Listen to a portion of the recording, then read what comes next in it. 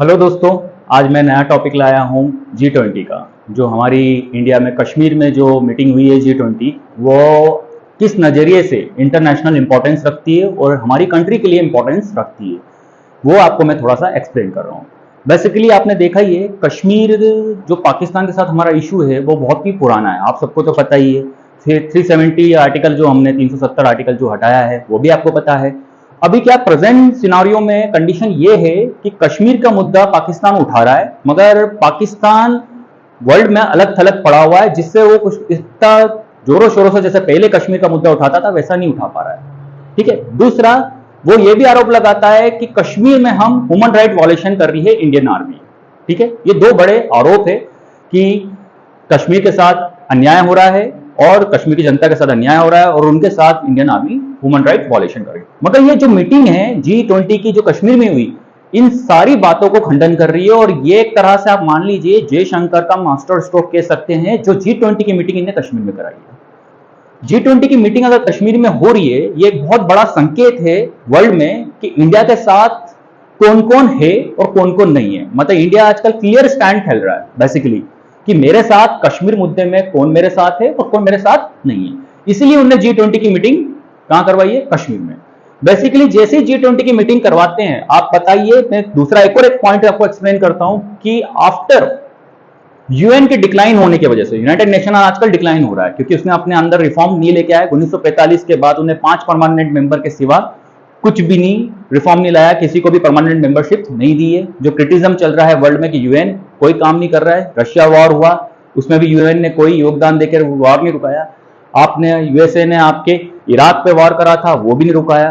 North Korea पे परमाणु हथियार बना रहा है तो यूएन कुछ नहीं कर पाया। तो मतलब ये यूएन का डिक्लाइन पीरियड है। अब इस डिक्लाइन पीरियड में बस एक ही ऐसा इंटरनेशनल ऑर्गेनाइजेशन बचता है जो वर्ल्ड में अहमियत रखता है, उसका नाम है G20।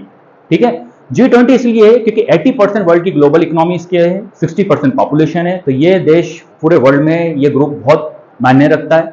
ठीक है। इसकी मीटिंग आपने जयशंकर जी ने अगर कश्मीर में कराई है, इसका मतलब ये क्लियर स्टैंड है कि ये हमारा एक इंटीग्रल पार्ट है, ये कोई डिस्प्यूटेड एरिया नहीं है। इसी को जैसे ही G20 की मीटिंग होती है तो सबसे पहले आपको स्वाभाविक बात है चाइना ने इशू उठा दिया।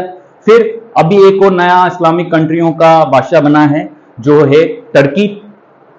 वो आजकल अपने आप को ओटोमन एम्पायर समझ रहा है।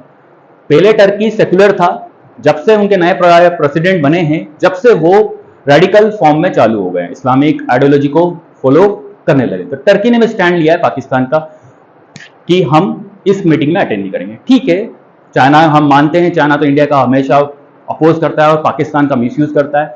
वैसे ही चाइना ने जैसे हमारा बोला है कि भाई साहब आप कश्मीर एक डिस्प्यूटेड लैंड है, तो ये अगर मैं चाइना का एक स्टेटमेंट बताता हूं, अगर आप ये मानते हैं डिस्प्यूटेड लैंड के अंदर आपको कोई भी मीटिंग नहीं करनी चाहिए, तो फिर आपने पीओके में आपका चाइना पाकिस्तान का कॉरिडोर क्यों निकाला?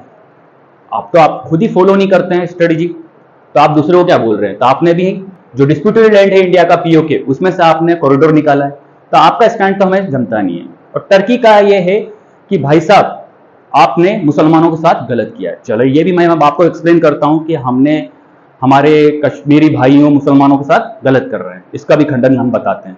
दूसरा टॉपिक है कि इनने OIC मतलब ऑर्गेनाइजेशन ऑफ इस्लामिक कोऑपरेशन, एक बॉडी है जो इस्लामिक स्टेटों की है, उनसे भी पाकिस्तान ने अपील करी है कि जो भी G20 के मेंबर हैं वो जितने भी इस्लामिक कंट्री है वो कश्मीर की मीटिंग अटेंड करने न जाए। मगर इसमें बहुत ही अच्छी बात है कि इसमें वो काफी ऐसे इस्लामिक स्टेट कंट्रियां हैं जो हमारे G20 की मीटिंग में पार्टिसिपेट करा है। पहली हमारी सबसे बड़ी जो पॉपुलेशन है इस्लाम कंट्री की, वो है इंडोनेशिया, उनने पार्टिसिपेट करा है। UAE ने करा है, ओमान ने करा है, काफी कंट्रियों ने हमारे यहाँ पार्टिसिपेट। ये स्टैंड क्लियर हो गया है पाकिस्तान का कि अब ये क्लियर हो गया है कि केवल आपके कहने से सारी इस्लामिक कंट्री ऐसा नहीं सोचती कि भारत इस्लाम के साथ कुछ गलत कर रहा है।